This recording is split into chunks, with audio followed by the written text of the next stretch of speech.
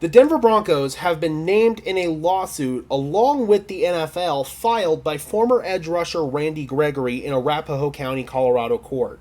The lawsuit indicates that Gregory has been fined more than $500,000 over the past year and change for taking medications that include THC, namely a synthetic THC medication known as dronabinol. So that's one that is it's one that's been prescribed to Gregory in a medicational setting from a physician, and Gregory is trying to get an exemption from the league to use these medications.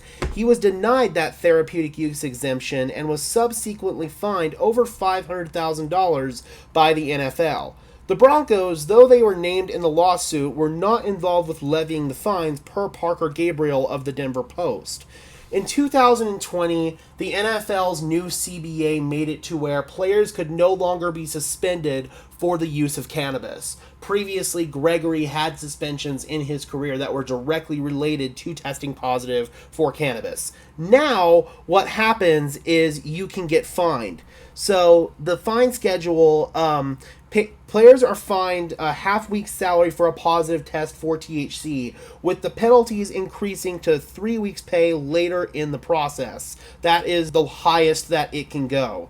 Gregory attached to a 5-year, $70 million deal in the Broncos from 2022, so this was, again, a pretty significant amount of money for Randy Gregory, and he obviously didn't get that full amount of money from the Denver Broncos. He still earned a pretty significant amount of money in his career, but I would not want to be fined $500,000 for something that I'm using for therapeutic use. And yes, it's still a banned substance in the NFL, but we're trying to move towards getting it off of the banned substance list. It's no longer a banned substance in the NBA. NBA players can no longer be fined, suspended, or anything for cannabis. They're no longer even tested for it. That's the ultimate goal here for the NFL, and that's what Gregory is trying to accomplish per a statement from his attorneys. He's really trying to move things in a different direction when it comes to NFL players being able to use cannabis in a controlled therapeutic manner.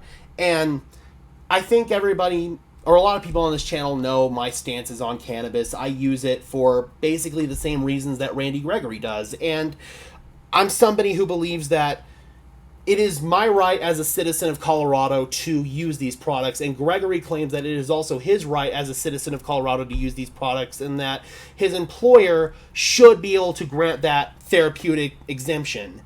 Again, the goal here ultimately is for the NFL to move into a more positive direction, a more progressive direction when it comes to cannabis, and just remove it from their banned substance list altogether, so that way players can use it in a therapeutic manner from doctors who maybe not are directly tied to the team, but outside physicians, and it can be a part of players' treatment plans. I'm just going to be honest here. There are a lot of NFL players that use cannabis for treatment or just for the recreational effects that it has. And I would say it's a very large percentage of NFL players, like 40%, I would guess, that use cannabis in some form or another. And they just want to get it to where players no longer have to worry about getting fined and all this stuff. That is what Randy Gregory is really trying to accomplish with this. Gregory incurred 4 substance abuse suspensions from 2016 to 2019 when cannabis was still a lot less regarded by the NFL, and they were still suspending for it.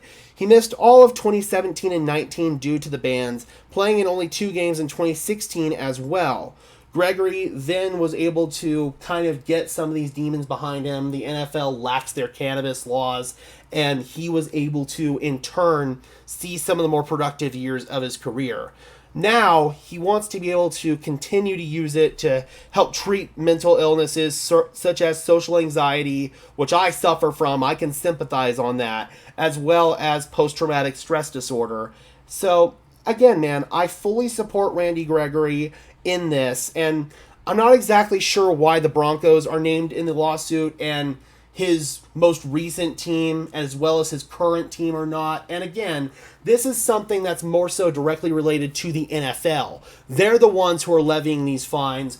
Gregory tried to get this exemption both with the NFL and the Broncos, and it was declined because the NFL's rules, and The NFL and the Broncos both claimed that cannabis is still a federally illegal substance, and that has most recently been kind of leveled out a little bit because cannabis has now been rescheduled to a Schedule 3 narcotic as opposed to a Schedule 1 narcotic.